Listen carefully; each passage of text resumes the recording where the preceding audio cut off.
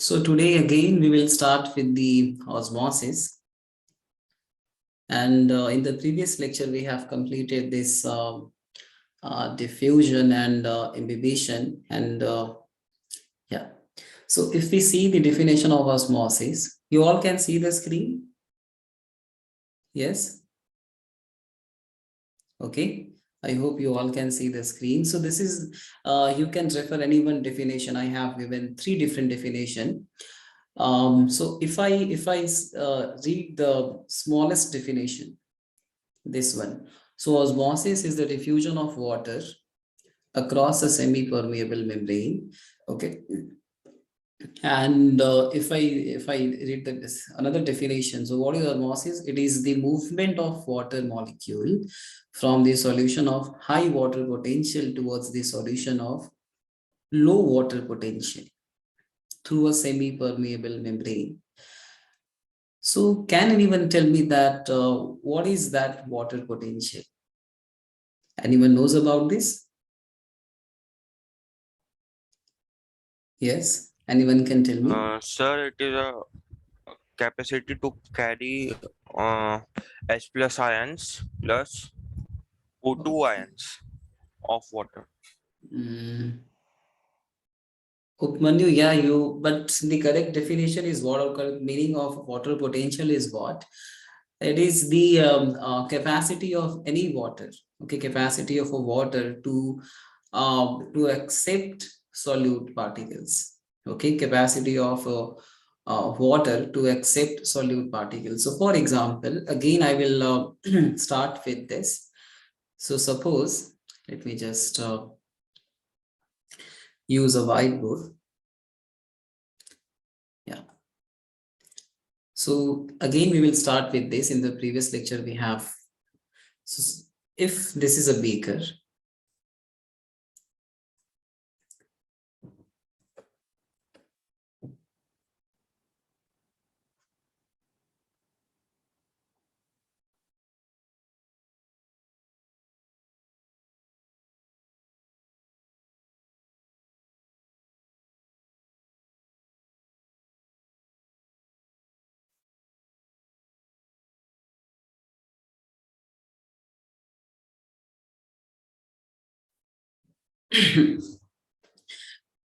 and suppose this beaker has a certain amount of water molecules dissolved in it.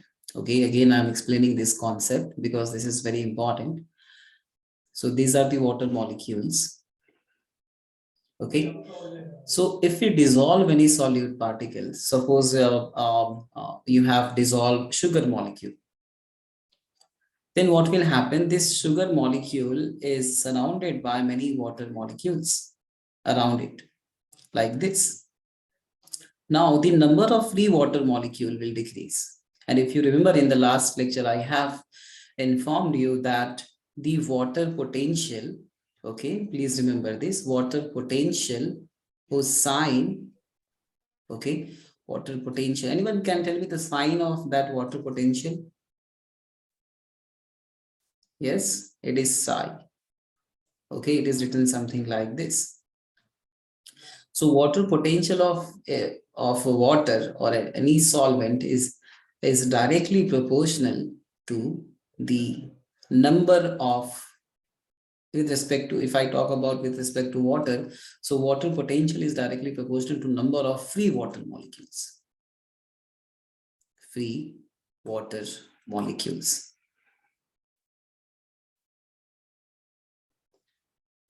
Okay, how many of you are understanding this? Please let me know, because I'm directly moving to the osmosis, and I hope that you all have understood about the diffusion, imbibition. Yes, then only we are moving to the towards the osmosis. Okay, and we also know that in case of the plant, there are basically two different types of transport systems are present. One is called as short distance transport system, and the second one is called as long distance transport system. Okay, so in the short distance transport system, there are three different mechanisms are involved. First is diffusion, second is imbibition, and the third is osmosis. And in the long distance transport, there is a transportation in xylem and the transportation in the fluid. Okay, so we have completed those two concepts. Now we are focusing on the osmosis. Okay, so anyone has any doubt till now that what is water potential? It is the tendency of water molecule to accept these solutes. Okay, if you want, please note down this concept because this is very important for your this chapter. Okay, and please note down this also. Water potential is directly proportional to number of free water molecules. So you all are getting this point?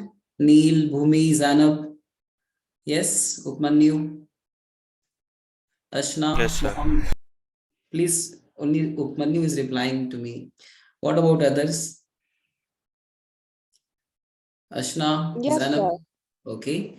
So please, yeah. So please keep on replying so that I can understand that whether you are understanding or not. Okay. So what is water potential? It is tendency of a water molecule to accept or to dissolve any solute molecules in it. Okay, and water potential is directly proportional to the number of free water molecule. So initially we have seen if this beaker contains pure water. Okay, if this beaker contains pure water, suppose I have not dissolved any solutes in it, then its water potential will be what? Maximum, and the water potential is considered as a zero for a pure water, and this is the maximum value for a water potential. And if I dissolve any solutes in this water, okay, suppose I have dissolved some solutes in this water, then tell me whether the number of water molecules will increase or decrease. Tell me first. Yes, whether the number of water molecule, number of free water molecules, okay, this is very important. Number of free water molecules will increase or decrease. Anyone?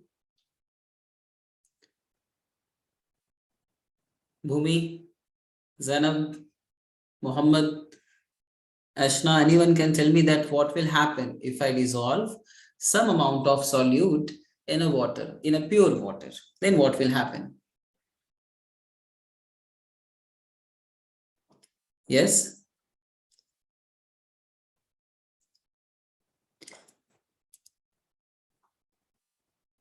Neil, can you tell me the answer?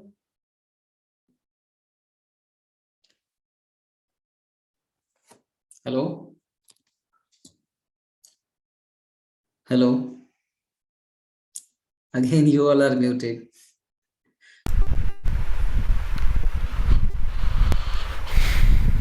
Yes? Anyone is saying something?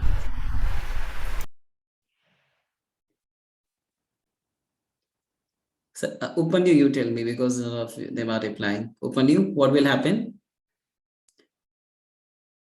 The water will get mixed, and so the water potential will be zero.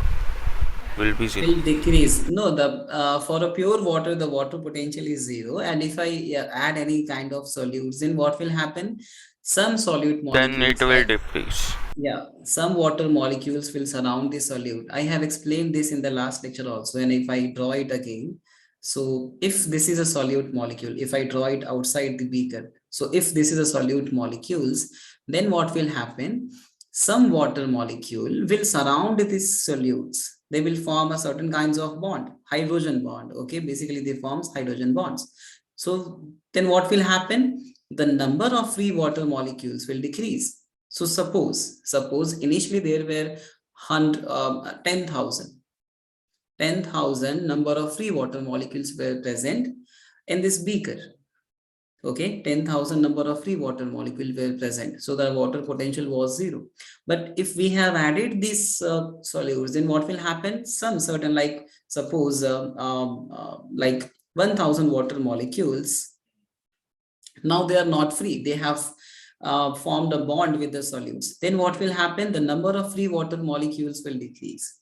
And if the number of free water molecules will decrease, then what will happen? Water potential will also decrease. Okay.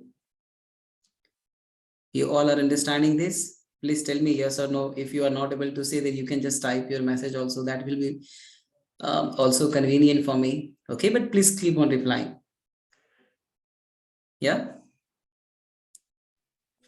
Okay. You all have understood this, the concept of water potential. Then only we can understand the concept of osmosis. That is why I'm focusing on this. You all have understood this? Yes. Yes, sir. Okay, good. Now, as we have, I assume that you all have understood the concept of water potential. So now I will give you one more idea about the types of membrane, because that is also important. So first we have understood the concept of water potential. I assume this concept of water potential. The second one is types of membrane.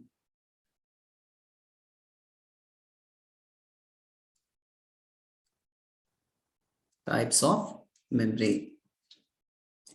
So if I talk about the types of membranes, so basically there are three different types of membranes are present. Okay, and I hope many of you knows about it. So again, I would like to ask the question.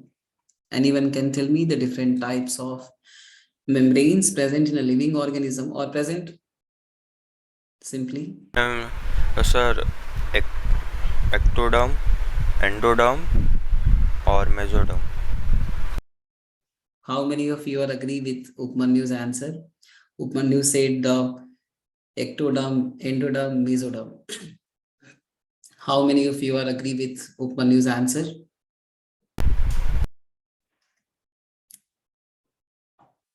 Zainab? If we are talking about that, then it will be cell wall, plasma membrane. Yes, Upmanyu, now you are correct. The first point which you said, like the ectoderm, endoderm, mesoderm. So that is like they are the different kinds of germ layer present, and these are present during the embryonic development. Okay, so that is like completely different. So basically we have three different kinds of membrane. First is, and we can classify the membranes based on their permeability, like whether they are allowing some molecules to pass across it or not. So based on their permeability, okay, let me just write it over here, based in on their permeability, we have three different kinds of membrane. First is called as permeable membrane. Let me just type it over here. Okay. First will be called as permeable membrane. Second will be called as Impermeable membrane. exactly. And third will be selectively permeable membrane. Permeable membrane. Membrane. And third, actually, there is one more membrane that is called as impermeable.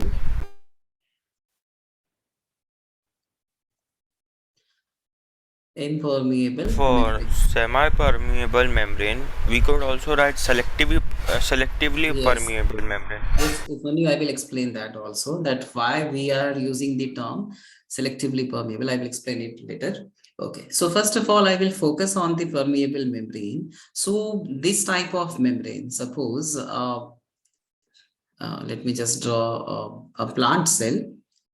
So suppose this is the plant cell. Okay, and we all know that in case of the plant cell, the outer membrane or outer layer is made up of cell wall. And after that cell wall, what is present? Cell membrane is present. So suppose that this green colored portion is what? Cell membrane.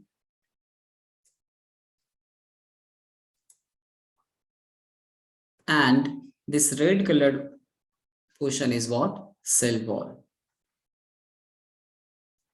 And we also know that cell wall is majorly, it consists of a special type of carbohydrate, and that carbohydrate is called as a cellulose.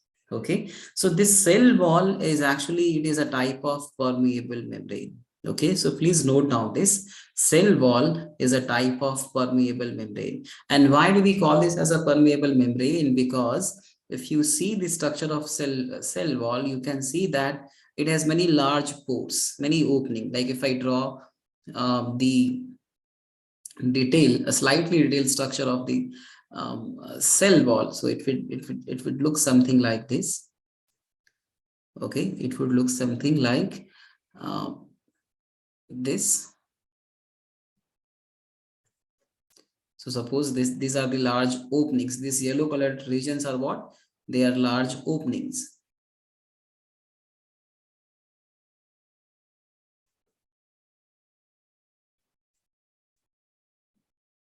So through this opening, okay, this is very important. Through this opening, any matter, whether it is a solvent or a solute, anything can easily flow. Why it can flow? Because their pore size is very larger. So this type of membrane, or this type of what we can say like a barrier or a membrane, is called as what? Permeable membrane. And cell wall is best example of what? Permeable membrane. Okay. Got it? So anyone has any doubt in the types of membrane? So first type of membrane is what? Permeable membrane, and this membrane will not like hinder the transportation of any matter, whether it is a solute or a solvent across the membrane. Okay, got it? Fine. Yes, sir. Yeah, and now next we will talk about the impermeable membrane. Then we will talk about the semi-permeable membrane in a very deep. And if you know about the types of tissue, if you have read in your previous standard, then basically there are different kinds of tissue. Plant tissue is present, and out of those, if you remember, there is a one type of plant tissue called as a sclerenchyma. Okay, so why we call that, and what is special about that sclerenchyma? That it's cell wall. Okay, the cell wall of sclerenchyma tissue shows the deposition of special type of material. Anyone knows the name of that material which is present on the cell wall of that sclerenchyma tissue? Anyone? Yes. Hmm? Anyone will tell me the name of chemical which is present on the cell wall of this sclerenchyma tissue? If no, then it is fine. Let me explain you. So what happens in some type of tissue, like in sclerenchyma tissue, the cell wall shows the deposition. Okay, the cell wall shows the deposition of special type of material, and that material will be deposited on the outer side of the cell wall. And this material, and the name of this material is, it starts from the L. Okay, it is completely filled. Okay, I have just drawn it. So this material which is deposited on the cell wall, or which forms another layer on the cell wall, is called as lignin. Okay, so in case of the sclerenchyma tissue, there is a deposition of lignin on the outer side of the cell wall, and this lignin is completely impermeable to any kinds of membrane. And the cell which is showing this kind of lignin deposition on its outer side of the cell wall are called as lignified cells. Okay, so I hope you all are noting down this also. So what will exactly happen? That why? What is actually happening when the lignin is depositing? So just now I have explained you that these are the minute openings which allows the exchange of all the different types of matter, and which makes the cell wall completely permeable. But once this cell wall shows the deposition of lignin, then what will happen? This minute opening will be closed. Okay, these openings will be completely closed. And now the cell wall is no longer permeable to anything. Okay, got it? So what we can say, what is the example of impermeable membrane? Cell wall of lignified cells. Okay, so if you want, then please note down this cell wall of lignified cell, okay, is the example of impermeable membrane. I am writing over here, okay, cell wall of lignified cells. And what is the example of this? Primary cell wall. Primary cell wall means what? It does the cell wall which is not showing any kind of lignin deposition on it. So that is called as primary cell wall of a plant cell.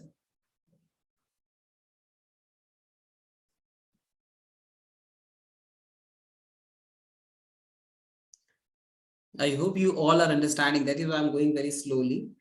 You all are getting all these points. Primary cell wall of plant cell is an example of permeable membrane, and cell wall of lignified cell is an example of impermeable membrane. And why it becomes impermeable? Because it shows the deposition of lignin. And one more point, in the NEET exam, they might ask you that from where does this lignin came from? So actually this lignin is secreted by the cells. Okay, so suppose this is the cytoplasm of the cell, this is the nucleus, this is the chloroplast. So the lignin formation takes place in the cytoplasm, and from the cytoplasm this lignin is transported on the outer side of the cell wall, and this is how the cell wall is slowly becoming lignified, and it is also becoming lignified cells. So this type of cells, again please remember, the cell which is showing the lignified cell walls, are they living or non-living? What do you think? Will they remain alive or not if the cell is showing the lignified cells? Yes? No, probably no, sir. Yes, Upanu? No, sir. Zainab? Bhumi? Any idea? If the cell wall is showing secondary like deposition of lignin on its outer side of the cell wall, then the cell will alive or not, or will it will become dead? Okay, someone texted me in the chat room. Okay, Ashna, you are Sir, saying it will become dead. it will become dead. Why? To give a hard coating, as dead cells tend to be become hard, so it acts as a structure and also the plant from other kinds of animals and other organisms Yes, that that is attack the correct. plant. Yes, then what will happen, like if the cell wall is becoming impermeable, then what will happen? This cell will no longer be able to exchange their matter from the surrounding. Like this cell won't be able to take oxygen from the surrounding. This cell will also want to be able to take food if this cell is not photosynthesizing. And if this cell, like this cell won't be able to water also, because there is no opening for the water molecules, for the oxygen molecule or any other molecules to enter inside a cell. So what will happen after some time? This cell will become dead. Okay, so usually these lignified cells are dead. Okay, and its major function is what? To provide a mechanical support in case of the plant tissue. Okay, got it? I hope you all have understood about this impermeable membrane, concept of this impermeable membrane, permeable membrane. Then we will move to the next semi-permeable membrane. Okay. Any doubt regarding these two types of membrane? No, sir. Okay. So now we'll move. If anyone wants to take a screenshot of this, then please take it up. Okay. Or else we'll move ahead. Yeah. Anyone is taking? Okay. Now we'll move ahead.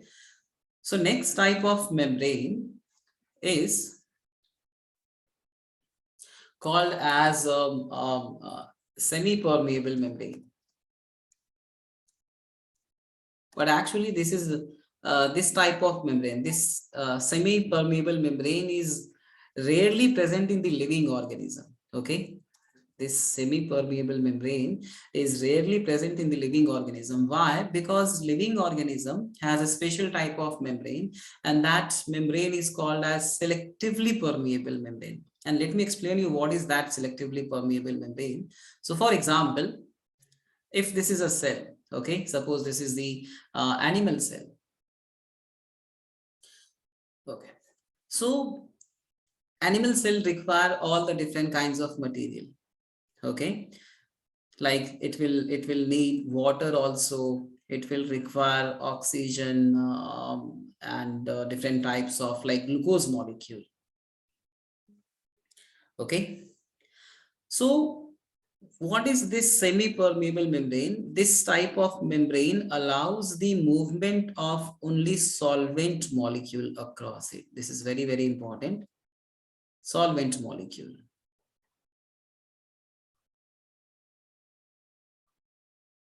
Semi-permeable membrane allows the movement or the transportation of only solvent molecule. So what does it mean? It means, suppose this is, if this is a semi-permeable membrane, and if I keep this semi-permeable membrane in a given solution, like if I just draw a beaker again over here.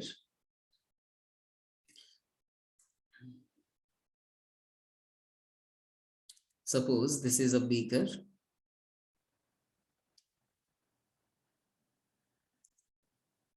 And this beaker is separated by a semi-permeable membrane. So here we have two different systems, system A and system B. In this two, what, suppose that water molecule is present all over this.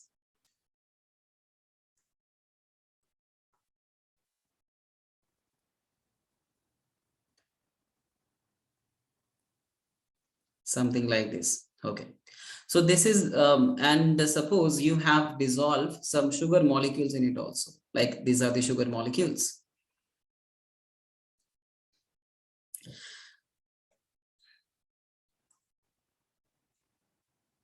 And this is semi-permeable membrane. So let me just write it, semi-permeable membrane. I'm writing in a short. So this membrane will allow only the solvent molecule. Okay, please listen carefully. This membrane, this particular membrane will allow only the solvent molecules to pass across it. So only solvent molecules can move from this side to this side, or from this side to this side, depending upon the concentration of solute, which we will learn when we will again learn the concept of osmosis.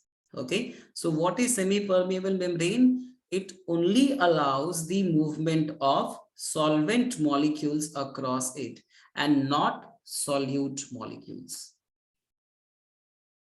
It will not allow the movement of solute molecules. So why it happens? So the first factor is that the pore size, okay, the opening present in this semi-permeable membrane is very small, which only allows the movement of solvent molecule and not the solute molecules.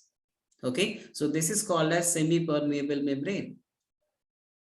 Got it? So please note down about this semi-permeable membrane. This is very important. Semi-permeable membrane allows the movement of solvent molecules across it. It only allows the movement of solvent molecules across it and not the solute molecules. Okay, so please note down this. Yes, done.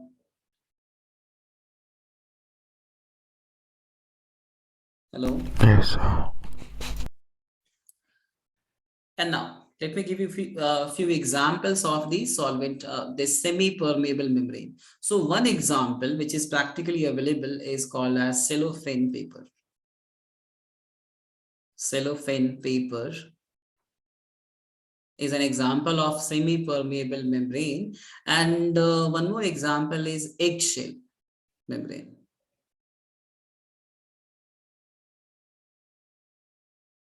Like when you remove the eggshell, then you can see there is a very thin membrane like structure is present just inner side of the eggshell. So that membrane is also a semi-permeable membrane. Okay, so let me explain one more thing. If we are demonstrating osmosis in a lab, or yeah, if you are performing or demonstrating osmosis in a lab, then we can use either we can use this eggshell membrane or this cellophane paper, because these two things are what? They are semi-permeable. Okay, so these two structure will only allow the movement of solvent molecule and not solute molecules. If you have understood, then we will come to the selectively permeable membrane.